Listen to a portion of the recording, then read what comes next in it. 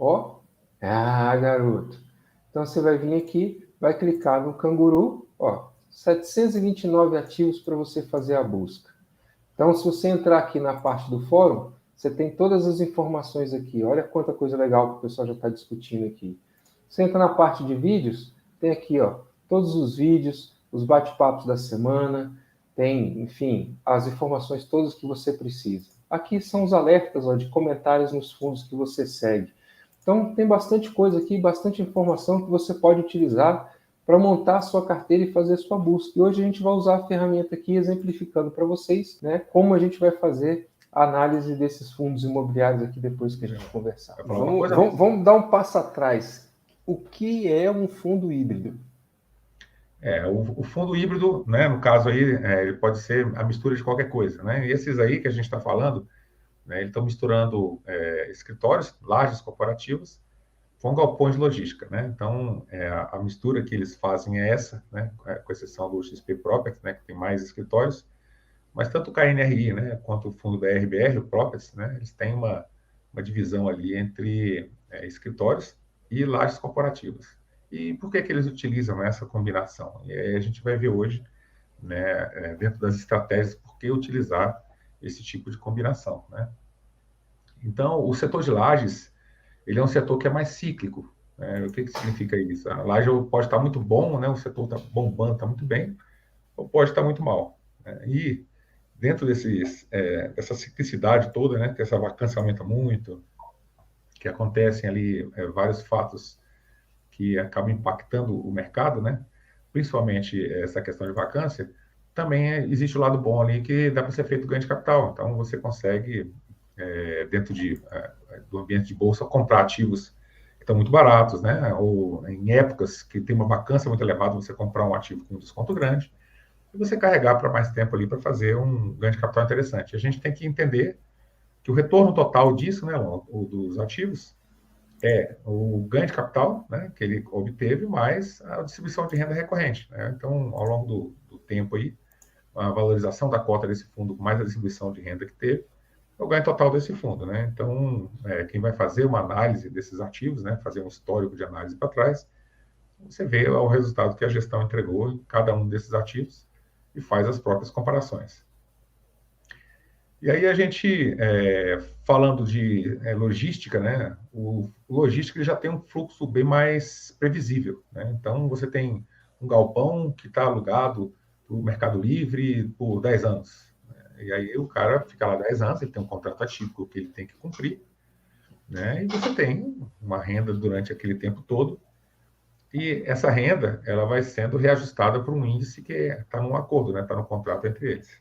Então, você vai ter uma estratégia mista, que é uma estratégia de escritórios, que às vezes ele fica vago, né? E às vezes ele fica ocupado distribuindo uma boa renda, junto com uma estratégia de logística que tem uma renda mais recorrente.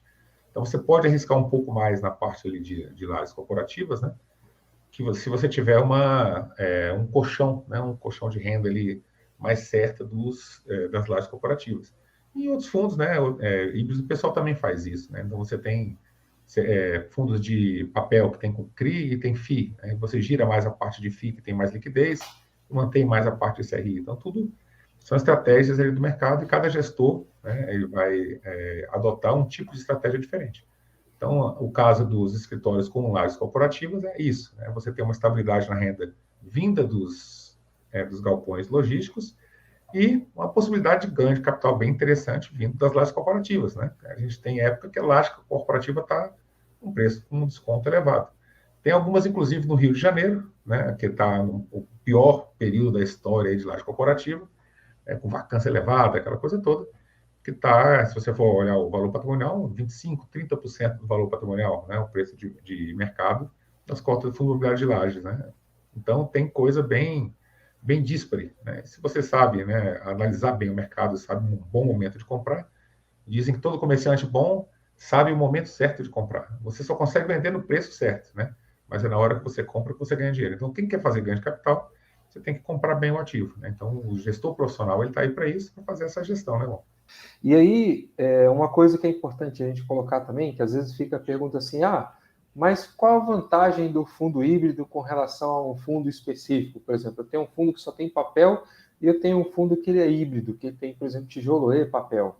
Ou, por exemplo, eu tenho um fundo de logística que ele não tem outra coisa que um ser logística, um fundo específico, né? Bom, existe vantagens e desvantagens nas duas coisas, como tudo na vida, né? Você tem um trade-off. Então, se você tem um fundo que é específico de logística, você vai ter uma equipe específica de logística com um gestor com estratégias específicas de logística que é especializado no mercado de logística. Isso significa que você tem um tamanho de fundo. Isso significa que você tem um risco específico. Isso significa que você tem um due diligence de uma equipe específica que conhece e minera aquele mercado para descobrir as informações dele. Quando você tem um híbrido, você já tem uma complicação a mais. Você precisa ter uma equipe que ela já passa a ser multidisciplinar, né, no sentido de que vai olhar para mais de um setor. Talvez essa equipe tenha que ser maior, porque você vai ter gente olhando para uma coisa enquanto outras pessoas estão olhando para outras. Você vai ter a possibilidade de ter uma taxa, às vezes, de administração que pode ser maior, devido à maior complexidade do fundo. Então, tem coisa boa e tem coisa que é característica desse outro fundo que você está abrindo mão. Você vai precisar saber o quê? O quanto que isso vai afetar o seu investimento. Então, quando a gente fala em fundo, né, é muito importante que você entenda três coisas. Primeiro, a gestão, depois o portfólio e depois a forma como a gestão interage com o portfólio para fazer a renda, né, para gerar renda com aquele ativo que ela coloca para dentro. Se você tem uma equipe híbrida, né, de um fundo híbrido, que tem essa capacidade, te cobra um custo justo, e ele tem um desempenho que consegue gerar valor para você, né, é melhor do que você ter um ativo separado, quer dizer, esse ativo somado com outro é melhor do que ele sozinho, ou ele serve para uma diversificação de risco, ou ele serve para você colocar na sua carteira fundos que já têm uma diversificação interna, antes de você colocar fundos específicos, né? Funcionando aí como seriam, por exemplo, fundos de índice numa base e depois você vai colocando fundos específicos sobre isso. É uma forma de você construir e de você começar os aportes na sua carteira. Então, são coisas que você vai analisar, que você vai trazer para você, entendendo como aquele ativo funciona. Então, se faz sentido para você, se faz sentido ter esse tipo de opcionalidade na hora de fazer o seu aporte, talvez seja uma posição importante. Até porque o gestor passa a ter uma flexibilidade, como o Schneider colocou. No determinado momento em que o papel está bom, ele modula a carteira dele de forma que ele invista em papéis. Quando o tijolo está bom, ele puxa para outra coisa. E aí ele mesmo vai fazendo um balanceamento interno da carteira dele, aproveitando momentos de oportunidade para melhorar o portfólio do fundo.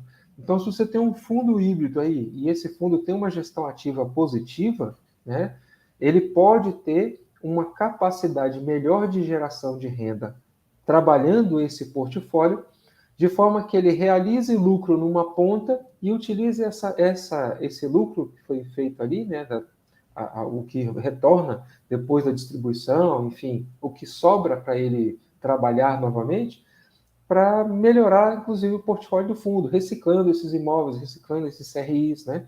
E trazendo essa estratégia de uma forma mais viva. Então, talvez valha a pena você ter esses fundos também em carteira, né? Até como uma forma de diversificação inicial enquanto você está montando um portfólio mais complexo.